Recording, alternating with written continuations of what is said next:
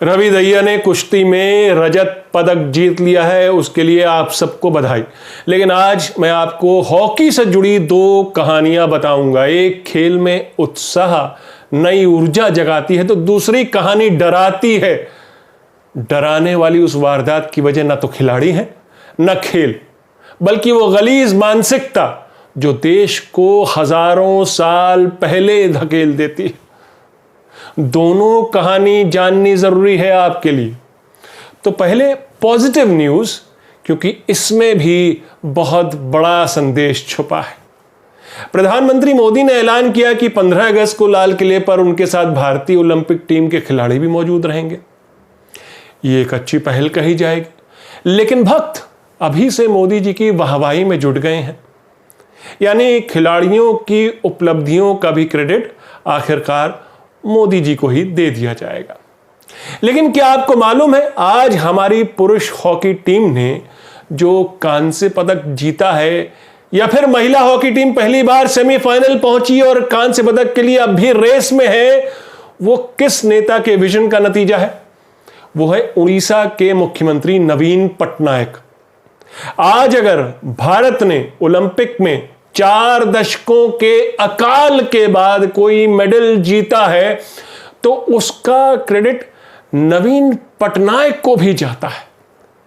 लेकिन आपको यह नहीं मालूम होगा, क्योंकि नवीन पटनायक के भक्तों की फौज नहीं है, उनका प्रोपेगेंडा तंत्र मजबूत नहीं है, उनके पास उनका कोई गोदी मीडिया नहीं है। दरअसल आप में और हमसे यह भी पूछा जाए कि नवीन पटनायक किस पार्टी से हैं, तो हमसे बहुत लोग, हम में से शायद ये ना बता पाए, कम ही सही, लेकिन ऐसे लोग भी होंगे जो उड़ीसा को भारत के नक्शे में ढूंढने में कुछ समय गंवा दे। लेकिन अगर भारतीय ओलंपिक हॉकी टीम के खिलाड़ियों के अलावा, हॉकी टीम के कोच के अलावा किसी को थैंक यू, किसी को आज शुक्रिया बोला जाना चाहिए, तो वो है नवीन पटनायक। बताता हूं क्यों, लेकिन पहले देखिए, आज जब भारतीय पुरुष हॉकी टीम ने टोक्यो में जर्मनी को हराकर कांस्य पदक जीता, तो नवीन पटनायक ने उन खिलाड़ियों के साथ क्या बातचीत की, एक छोटी सी झलक। नमस्कार। Namaskar. Many congratulations to our hockey team. The whole of India is so excited, as is Orissa, of course. We are all behind you and we wish you the very best. Sure, sir.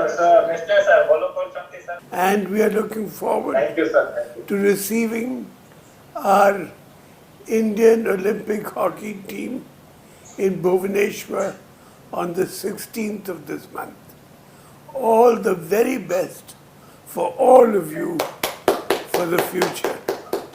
All the best. Thank you, sir. Thank you. Thank you, sir.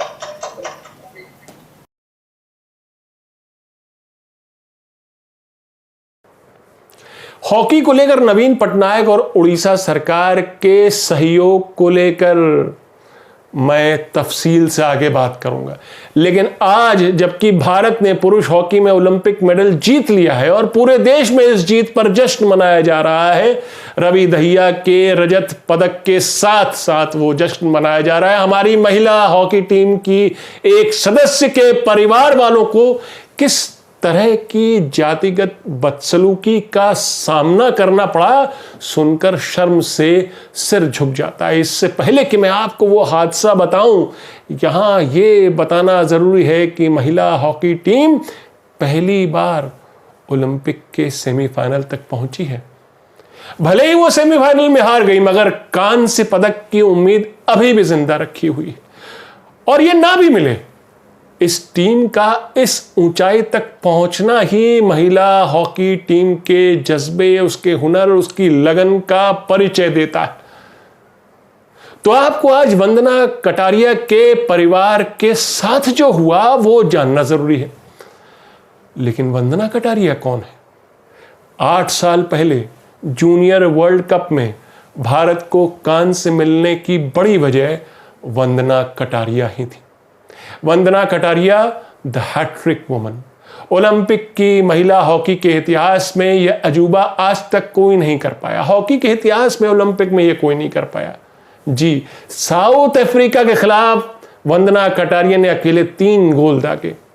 वंदना की वजह से Bharat quarter final में पहुंचा और आगे semifinal भी खेला। वो वंदना कटारिया महिला हॉकी टीम की जांबाज forward.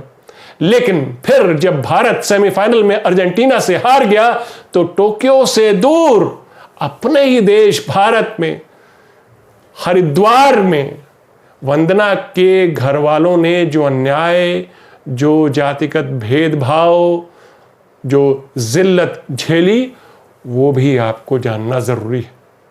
Times of India website पर खबर छपी, जिसे बाद में दूसरी वेबसाइट ने भी उस खबर को चलाया कि सेमीफाइनल की हार के बाद कुछ ऊंची जाति के लोग हरिद्वार के रोशनाबाद गांव में वंदना के घर के बाहर इकट्ठा हुए और वहां उन्होंने नाच गाना किया और वंदना के परिवार वालों को भद्दी भद्दी गालियां दी। और गालियां देते हुए वो लोग कह रहे थे कि महिला हॉकी टीम सेमीफाइनल मुकाबला इसलिए हारी क्योंकि उस टीम में कई दलित खिलाड़ी थे। अब आप समझ सकते हैं इन लोगों की मानसिकता। केवल नया भारत बनाने की इच्छा भर रखने से कुछ नहीं होता, क्योंकि भारत आगे नहीं बढ़ रहा है। ऐसी मानसिकता तो भारत को हजारों साल पीछे धकेल देती है। यानी इस देश में क्या जो दलित शोषित समाज है उसकी उपलब्धियों को नजरअंदाज किया जाएगा? क्या उनका तिरस्कार किया जाएगा? और क्या हम सब खामोश बैठे तमाशा देखते रहेंगे या लोकतांत्रिक तरीके से इसका प्रतिकार भी करेंगे? नमस्कार, मैं हूं आपका न्यूज़बाज प्रभात शुंगलू। मेरा आज का सवाल है, क्या वंदना कटारिया से, उसके परिवार से पूरे देश को माफी मांगनी चाहिए? अपने जवाब हां या ना में जरूर दीजिएगा। लिखिएगा, वंदना हम शर्मिंदा हैं। अब आप देखिए, दरअसल इस घटना के बाद तो हमें ही नहीं, राज्य यानी उत्तराखंड के मुख्यमंत्री को भी वंदना के परिवार वालों से माफी मांगनी चाहिए। हर उस नेता या मंत्री को वंदना और उसके परिवार से माफी मांगनी चाहिए जिसने वो स्लोगन तो गढ़ दिया कि बेटी बचाओ बेटी पढ़ाओ, जबकि जरूरत घर के बेटों को पढ़ाने की थी, उनको तमीज सिखाने की थी। लेकिन माफी तो छोड़िए, अब तक की खबर यह है कि पुलिस ने एफआईआर तक दर्ज नहीं की है। माफी तो उस 9 साल की दलित बच्ची के परिवार से भी मांगनी चाहिए जिनकी बेटी का बलात्कार हुआ, फिर उसको मारकर उसकी लाश जला दी गई यहीं राजधानी दिल्ली में। लेकिन बेटी बचाओ बेटी पढ़ाओ ब्रिगेड से आपने कोई उफ तक भी सुनी क्या? क्या कोई मंत्री उस परिवार के आंसू पोंछने पहुंचा क्या? जो विपक्षी नेता परिवार से मिले भी उनके साथ सहानुभूति दिखाई, उल्टा उनको धिक्कारा गया। लेकिन वो लोग जिनका काम है न्याय दिलाना, वो राजनीति करते दिखे, दूसरे राज्यों की बेटियों के साथ हुए ऐसे शर्मनाक हादसे गिनाते हुए दिखे। लेकिन आज मैं आपसे वंदना कटारिया की बात करूंगा। तो क्या हुआ उस दिन जब टीम इंडिया सेमीफाइनल मैच हार गई? वंदना के परिवार वालों ने देखा कि कुछ लोग उनके घर के सामने नाच रहे थे, जश्न मना रहे थे, पटाखे फोड़ रहे थे। वंदना के परिवार वालों को लगा ये आखिर कौन लोग हैं। बाहर निकले तो देखा कुछ जाने पहचाने चेहरे थे। और जब उन लोगों ने इन परिवार वालों को देखा, वंदना के परिवार वालों को, तो उन पर गालियों की बौछार कर दी। वंदना के भाई शेखर ने पुलिस कंप्लेंट में बताया कि वो गांव के ही ऊंची जाति के कुछ लोग थे जो उनके घर के बाहर इकट्ठा थे। वो लोग बार बार कह रहे थे कि भारतीय टीम इसलिए हारी क्योंकि उसमें बहुत से दलित थे। वो अपने कपड़े उतार कर भी अश्लीलता पर उतारू थे। पता चला है कि पुलिस ने एफआईआर अब तक नहीं की है, बस कहा है कि हाँ एक आदमी का नाम लिया जा रहा था, उसे हमने पूछताछ के लिए डिटेन किया है। आज जब पुरुष हॉकी टीम ने टोक्यो में ब्रॉन्ज मेडल जीता तो आप में से कितने लोग थे जो ये जानना चाहते थे कि जीतने वाली टीम के सदस्यों की जातियां क्या थी? शायद हम में से कोई नहीं। और मान लीजिए हमारी टीम कहीं हार गई होती तो क्या हम फिर भी उनकी जातियां जानना चाहते, या फिर उनकी जातियों पर खेल में हुई हार का ठीकरा फोड़ते? लेकिन वंदना के परिवार के साथ तो वही हुआ जो नहीं होना चाहिए था।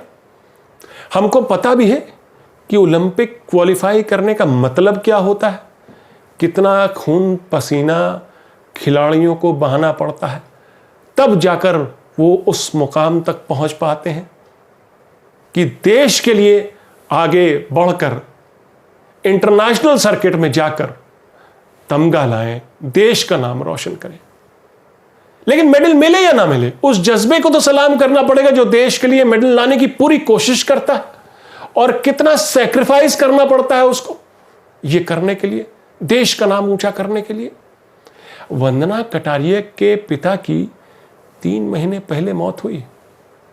वंदना उस समय बेंगलुरु में प्रैक्टिस कर रही थी, बायो बबल में थी, वो प्रैक्टिस सेशन छोड़ के जा नहीं सकती थी। इस सैक्रिफाइस की क्या कीमत होगी, सोचिएगा। देश को वंदना से और उसके परिवार से माफी मांगनी चाहिए और आरोपियों के खिलाफ सख्त कानूनी कार्रवाई करनी चाहिए।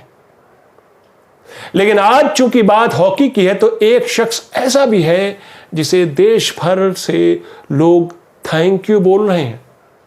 वो भारतीय टीम के कप्तान तो हैं ही, गोलकीपर श्रीजेश भी हैं जो कि दीवार बनकर खड़े हुए और जर्मनी को भारत ने 5-4 से हराया फाइनली और ब्रॉन्ज जीता। लेकिन एक और शख्स हैं जिनको पूरा देश थैंक यू बोल रहा है, वो हैं उड़ीसा के मुख्यमंत्री नवीन पटनायक। तो क्या रहा उनका कंट्रीब्यूशन हॉकी को आगे ले जाने में? दरअसल उड़ीसा सरकार ने 2018 में हॉकी इंडिया के साथ 5 साल का करार किया, किसी और राज्य ने नहीं, उड़ीसा ने। शायद आपको यह खबर पता भी ना हो। और सभी नेशनल टीमें जूनियर, सीनियर, मेंस, विमेन के लिए करीब 150 करोड़ रुपए की डील तय हुई हॉकी इंडिया से और उड़ीसा सरकार के बीच। और ये जो करार हुआ, डील हुई, वो 2023 तक के लिए है और आज अभी तो हम 2021 में। इसके अलावा उड़ीसा सरकार world class training, rehab facility, practice pitch और टूर्नामेंट के जरिए भी हॉकी को नया जीवन दान देती आई है पिछले सालों में। नवीन पटनायक ने 4 साल पहले देश के इस राष्ट्रीय खेल को, हॉकी को फिर से उसी पुरानी ऊंचाई पर पहुंचाने का इरादा किया। खिलाड़ियों को हर तरीके से सुविधाएं और फाइनेंशियल मदद का बीड़ा उठाया, जिसका नतीजा आज भारत को ओलंपिक में कांस्य पदक के तौर पर मिला। और दूसरे मेडल के भी पूरे चांसेस हैं अभी, क्योंकि महिला हॉकी में भारत की महिला हॉकी टीम अभी कांस्य पदक के लिए उसका मुकाबला होना है। हॉकी को लेकर नवीन पटनायक की लगन और जज्बे की एक मिसाल मेरे साथी पत्रकार और राज्यसभा टीवी के पूर्व सीईओ गुरदीप सप्पल ने अपनी फेसबुक पोस्ट में दी। ये 2016 की 2 तस्वीरें उन्होंने साझा की जो उड़ीसा के राउरकेला की हैं, जब वहां पर पहली बार उड़ीसा सरकार ने रूरल हॉकी प्रतियोगिता करवाई है, जिसमें देश भर की 1600 टीम के 20,000 खिलाड़ियों ने हिस्सा लिया। 1600 टीम, 20,000 खिलाड़ी जमा हुए थे राउरकेला में 2016 में, और मुख्यमंत्री थे नवीन पटनायक जो आज भी उड़ीसा के मुख्यमंत्री हैं। अब आप इसी से अंदाजा लगा सकते हैं कि नवीन पटनायक जो हॉकी में परिवर्तन लाने के सहायक बने। लेकिन मेरा आज का सवाल हॉकी से तो जुड़ा है, मगर हॉकी में जो जातिगत भेदभाव देखने को मिला उस पर है। और मेरा सवाल है, क्या वंदना कटारिया से, उनके परिवार से पूरे देश को माफी मांगनी चाहिए? अपना जवाब हाँ या ना में ज़रूर दीजिएगा, लिखिएगा। वंदना, हम शर्मिंदा हैं। ये थी आज की न्यूज़बाजी। फिर मिलेंगे एक नई न्यूज़बाजी के साथ। तब तक के लिए नमस्कार।